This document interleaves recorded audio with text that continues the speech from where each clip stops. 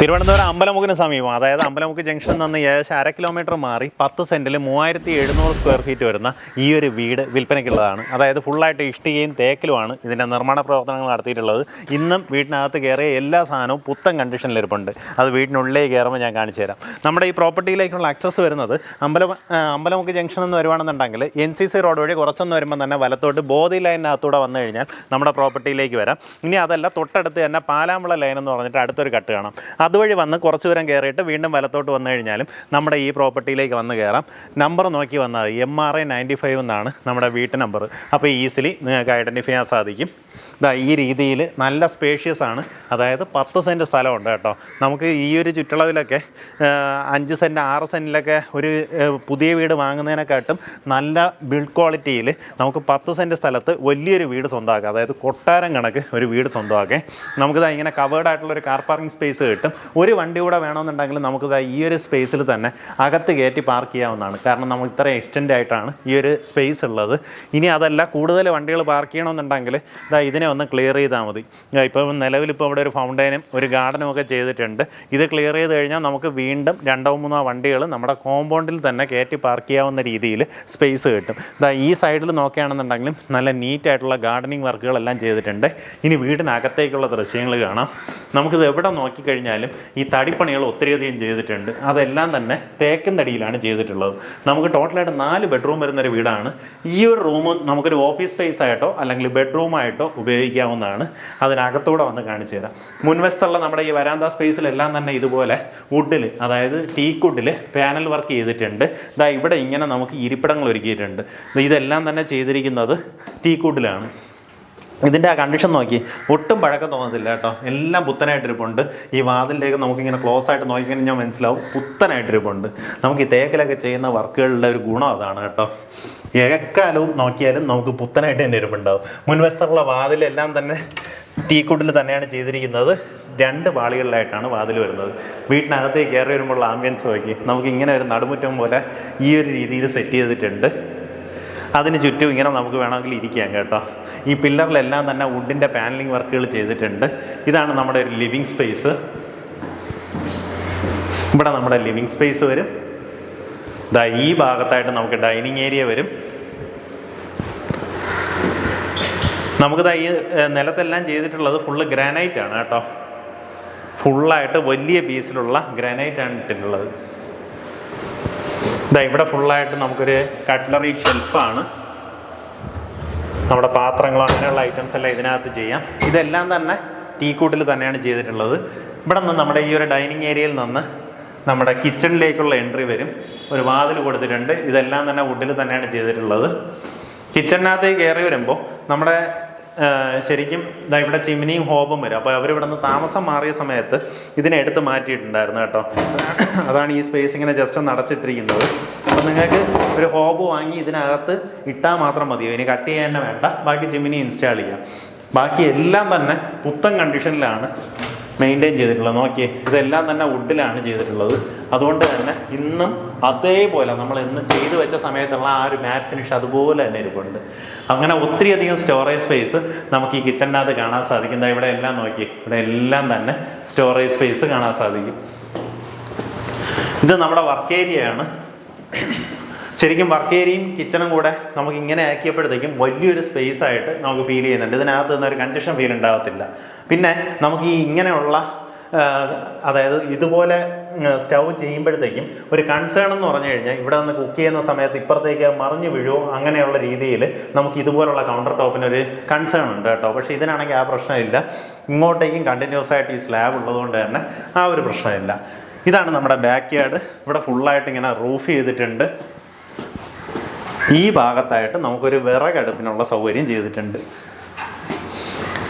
അത്യാവശ്യം മീൻ കഴുകണ പോലുള്ള പരിപാടികളെല്ലാം നമുക്കിവിടെ പുറത്തിരുന്ന് തന്നെ ചെയ്യാൻ സാധിക്കും. ശരിക്കും വളരെ വലിപ്പമുള്ള എല്ലാ സൗകര്യങ്ങളോടും കൂടിയിട്ടുള്ള ഒരു വീടാണ്. നമുക്ക് വാഷിംഗ് മെഷീൻ വെക്കാനായിട്ട് ഈ സ്ഥലം ഉപയോഗിക്കാം.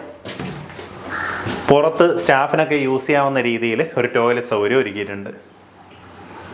ഇതാണ് വീടിൻ്റെ അടുത്തൊരു സൈഡ് വരുന്നത്. ഈ സൈഡിലായാലും നമുക്ക് അത്യാവശ്യം സ്പേഷ്യസ് ആണ്. ഇവിടെ തുണി നനയ്ക്കാനുള്ള കല്ലും സൗകര്യങ്ങളെല്ലാം ഇവിടെ ഒരുക്കിയിട്ടുണ്ട്. അറ്റാച്ച്ഡ് ബാത്റൂമോട് കൂടിയിട്ടുള്ള 4 വലിയ റൂംസാണ് നമുക്ക് ബെഡ്റൂമായിട്ട് വരുന്നത് കേട്ടോ. ഇതാണ് എല്ലാ റൂമുകളിലേക്കുള്ള വാതിൽ നോക്കിയേ. എല്ലാം ടീ കൂട്ടിലാണ്, മാറ്റ് ഫിനിഷിൽ തന്നെയാണ് ചെയ്തിട്ടുള്ളത്. കയറി വരുമ്പോൾ തന്നെ ഇവിടെ ഒരു വലിയൊരു കബോർഡ് ഒരുക്കിയിട്ടുണ്ട്. 4 പാളിയിലെ കബോർഡ്, അതിൻ്റെ മേളിലേക്ക് സ്റ്റോറേജ് കൊടുത്തിട്ടുണ്ട്. ഇതാണ് നമ്മുടെ ആദ്യത്തെ ബെഡ്റൂം. വളരെ സ്പേഷ്യസ് ആണ്. കയറി വരുന്ന ആ ഒരു ഭാഗത്തായിട്ട് നമുക്ക് കബോർഡ് ഒരുക്കിയത് കൊണ്ട് തന്നെ ഈ സ്പേസ് ഫുള്ളായിട്ട് നമുക്ക് പ്രയോജനപ്പെടുത്താം. ഇതാണ് നമ്മുടെ അറ്റാച്ച്ഡ് ബാത്റൂമോട് കൂടിയിട്ടുള്ള റൂമാണ്. ബാത്റൂം ഫിറ്റിങ്സ് എല്ലാം തന്നെ സെറയുടെ ഫിറ്റിങ്സ് ആണ് ഉപയോഗിച്ചിട്ടുള്ളത്. ഇന്നും പുത്തൻ കണ്ടീഷനിൽ തന്നെ മെയിൻറ്റെയിൻ ചെയ്തിട്ടുണ്ട്. ഈ കാണുന്നതാണ് നമ്മുടെ രണ്ടാമത്തെ ബെഡ്റൂം. ഈ റൂമിലാണ് ഞാൻ മുന്നേ പറഞ്ഞതുപോലെ നമുക്ക് മുൻവശത്തു നിന്ന് കയറാവുന്ന രീതിയിലൊരു വാതിലൂടെ കൊടുത്തിട്ടുണ്ട്. അതുകൊണ്ട് തന്നെ ഇതൊരു ഓഫീസ് സ്പേസ് ആയിട്ട് നിങ്ങൾക്ക് ഉപയോഗിക്കണമെന്നുണ്ടെങ്കിൽ ആ രീതിയിലും പ്രയോജനപ്പെടുത്താം. ഇതിനകത്തും കബോർഡ് വർക്ക് ചെയ്തിട്ടുണ്ട്. ഇതൊരു ഓഫീസ് സ്പേസ് ആയിട്ട് ഉപയോഗിച്ചുകൊണ്ടിരുന്നതുകൊണ്ട് തന്നെ ഇതിനിപ്പോൾ ഒരു ഗ്ലാസ്സിലുള്ള കബോർഡാണ് നമുക്കിവിടെ ചെയ്തിട്ടുള്ളത്. അതിൻ്റെയും ബാക്കിയുള്ള വർക്കുകളെല്ലാം തന്നെ ചെയ്തിട്ടുള്ളത് ടീ കൂട്ടിൽ തന്നെയാണ്. അറ്റാച്ച്ഡ് ബാത്റൂമോട് കൂടിയിട്ടുള്ള റൂമാണ്.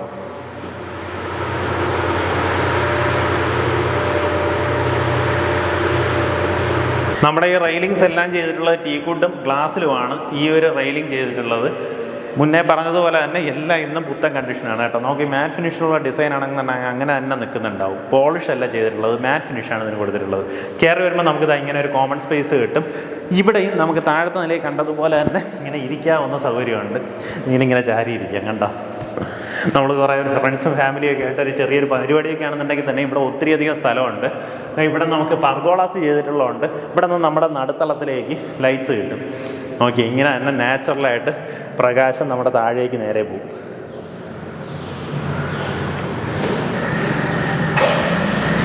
നമ്മൾ താഴത്തെ ഫ്ലോറിൽ കണ്ടതുപോലെ തന്നെ 2 ബെഡ്റൂംസാണ്. സെയിം ലേ ഔട്ടാണ് കേട്ടോ. അതായത് സെയിം ഡിസൈൻ, സെയിം ലേ ഔട്ടാണ്. ഈ കാണുന്നത് പോലെ കയറി വരുമ്പോൾ കബോർഡുണ്ട്. സ്പേഷ്യസ് ആയിട്ടുള്ള വലിയ റൂമാണ്. ഒരു ഡ്രസ്സിംഗ് ടേബിൾ ഒരു സൈഡിലേക്ക് ചെയ്തിട്ടുണ്ട്. അറ്റാച്ച്ഡ് ബാത്റൂമോട് കൂടിയിട്ടുള്ള റൂമാണ്.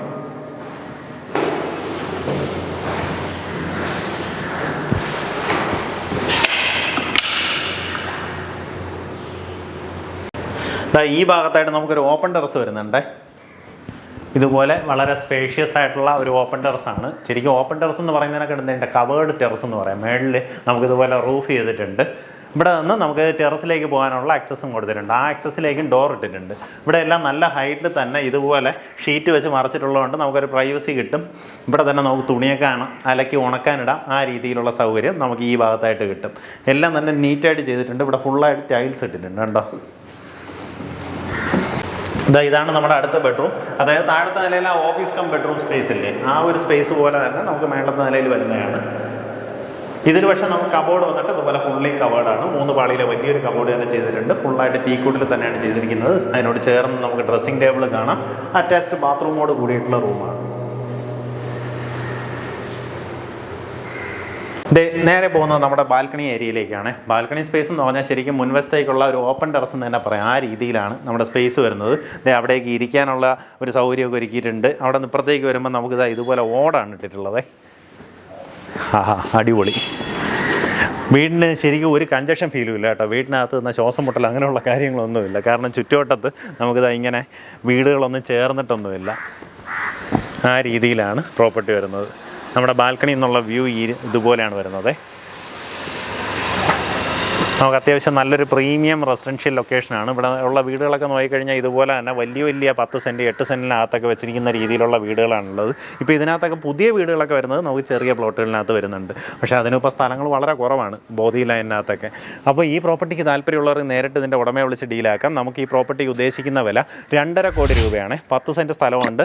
അതിനകത്ത് കൊട്ടാരം കണക്കുള്ള ഈ ഒരു വീട് ഉൾപ്പെടെ നിങ്ങൾക്ക് വാങ്ങാൻ സാധിക്കും. ഉദ്ദേശിക്കുന്ന വില 2.5 കോടി രൂപയാണ്.